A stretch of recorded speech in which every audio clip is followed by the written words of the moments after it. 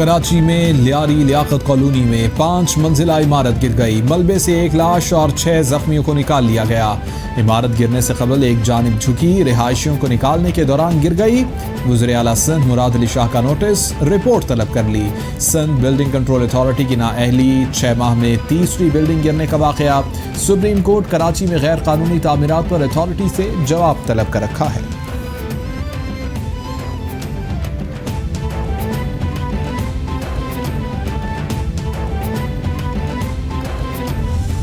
हुकूमत का 1985 से अब तक दी गई सब्सिडी पर नैब को रेफरेंस भेजने का ऐलान। वज़ीर आज़म की ज़ेर सदारत इजलास में हम फैसले। शहजाद अकबर कहते हैं 25 साल की सब्सिडी की तहकीकात के लिए रेफरेंस दायर करने का फैसला किया। चीनी बहरान के टैक्स से मुतालिक मामला भी FBR को दे रहे हैं। 9 मिल्स के अलावा बाकी शुगर मिल्स का भी ऑडिट होगा। अपोजिशन की APC का मतलब ऑल शुगर डैडीज कॉन्फ्रेंस है।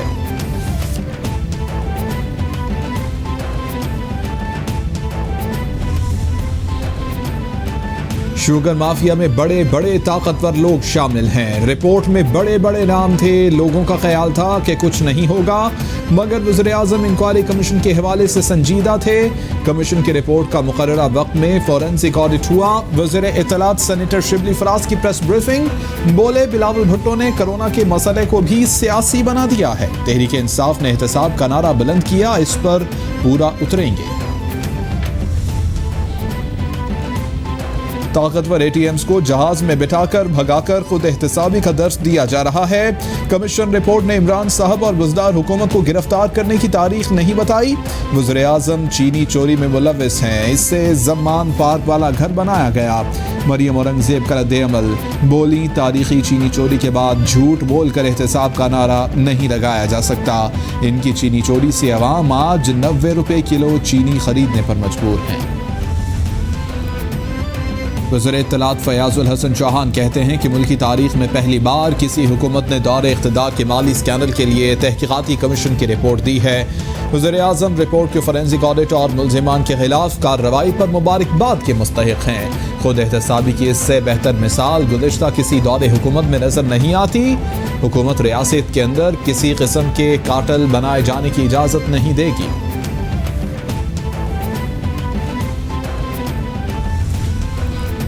गंदम और आटे की ज़ख़ीरा अंदोज़ी में मुलव्विस अनासिर के खिलाफ बड़े पैमाने पर क्रैकडाउन का फैसला। वज़ीर आज़म की ज़ेर सदारत आला सतह इजलास में गंदम की ज़रूरियात पूरी करने और आटे की कीमतों पर कंट्रोल को यकीनी बनाने पर अहम फैसले।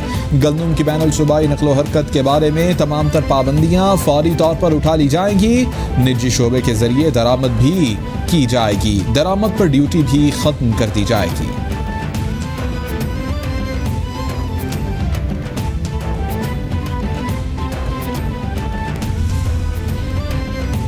वज़ीर आज़म की ज़ेर सदारत आइंदा माली साल के बजट पर आला सतह का इजलास। वफाक, पंजाब और खैबर पख्तूनख्वा के मुजव्वज़ा बजट के हवाले से तबादला ख्याल। इमरान खान कहते हैं कि दुनिया में कोरोना की वजह से मईशत के हवाले से गैर मामूली हालात हैं। आइंदा माली साल का बजट गैर मामूली हालात में पेश किया जा रहा है। वज़ीर आज़म की रोज़गार के मौक़े पैदा करने के मंसूबों को तरजीही बुनियादों पर मुकम्मल करने की भी हिदायत।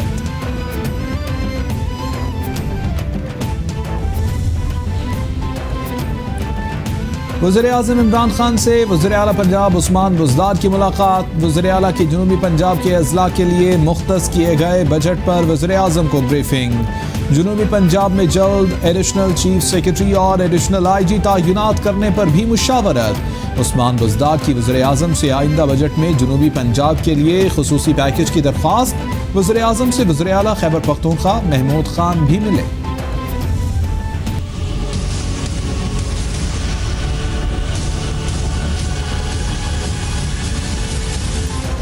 पूरी दुनिया में कोरोना ने पंजे गाड़ लिए। हलाकतों की तादाद 4,03,074 हो गई। मुतासर अफराद की तादाद 70 लाख से तजावुज़ कर गई। अमरीका में मरने वालों की तादाद 1,12,137। बरतानिया में 40,542। इटली में 33,846। फ्रांस में 29,142। ब्राज़ील में 36,062। स्पेन में 27,135। बेल्जियम में 9,595 अफराद जानलेवा वायरस का शिकार हुए।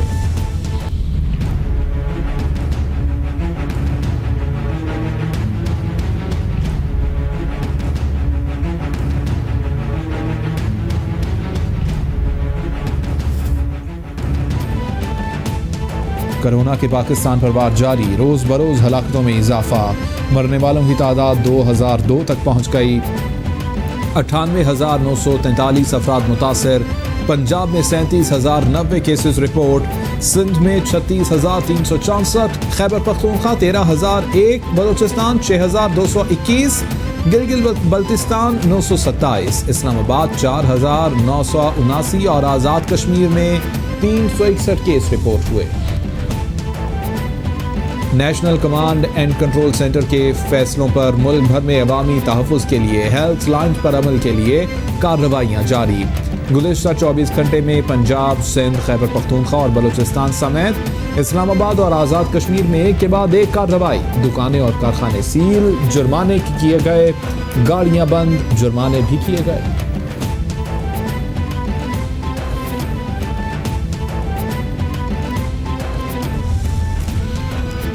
National command and control centre کا اہم اقدام، اسلام آباد کو 2 حصوں میں تقسیم کر دیا، اربن ایریا میں میونسپل کارپوریشن جبکہ رورل ایریاز میں ڈسٹرکٹ ہیلتھ آفس کام کریں گے۔ D G health services doctor Hassan Urooj کہتے ہیں کہ ٹیسٹنگ بڑھانے سے کورونا کے مریضوں میں اضافہ ہوا ہے، سماجی فاصلے اور ماسک کا استعمال بے حد ضروری ہے۔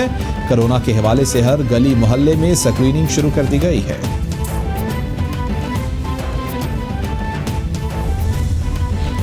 شہر اقتدار اسلام آباد میں کورونا کے یومیہ کیسز میں ریکارڈ اضافہ، گزشتہ 24 گھنٹوں میں اب تک کے سب سے زیادہ 656 cases report. D H O Islamabad کا ٹویٹ میں کورونا کے بڑھتے کیسز پر تشویش کا اظہار، کہتے ہیں ایک دن میں 656 کیسز رپورٹ ہونا اب تک کی سب سے زیادہ تعداد ہے۔ شہر میں کیسوں کی تعداد 4,979 اور اموات 49 ہیں۔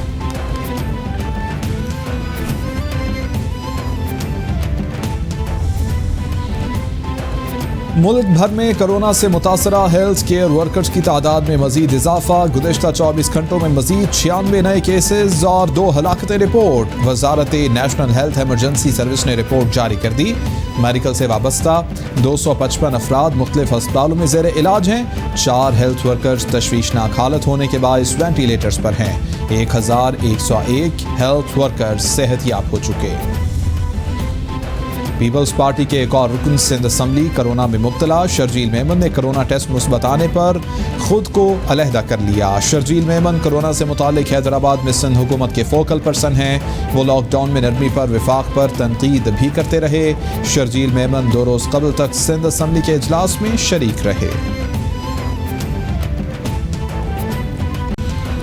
اسلام آباد ہائی کورٹ میں ماحولیاتی کمیشن رپورٹ پر عمل درآمد نہ کرنے پر توہین عدالت کیس پر 2 وفاقی سیکرٹریز اور chairman C D A, D G environment protection agency 13 جون کو طلب، حکم کے باوجود وزارت ماحولیات اور وزارت داخلہ سے کوئی افسر پیش نہ ہوا، تحریری حکم نامہ جاری، لگتا ہے وزارت ماحولیات معاملے کی اہمیت سے واقف نہیں، عدالت کے ریمارکس۔